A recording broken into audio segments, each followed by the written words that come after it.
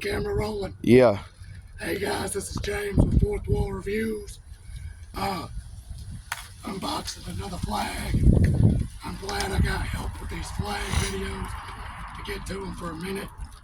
Thank you guys for helping me with these videos. Get unboxed. And I'll pick that up again. Where are we? What we doing?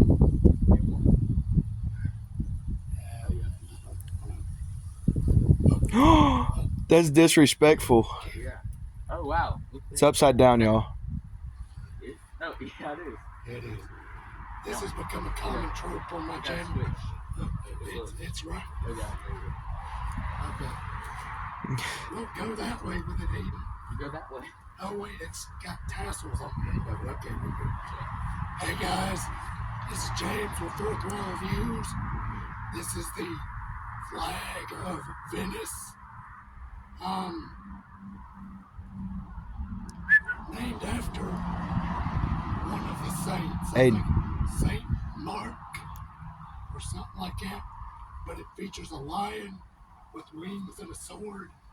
And I have seen a variation of this flag that features a Bible on it. This is not that variation. But this is a 3x5 polyester flag of Venice.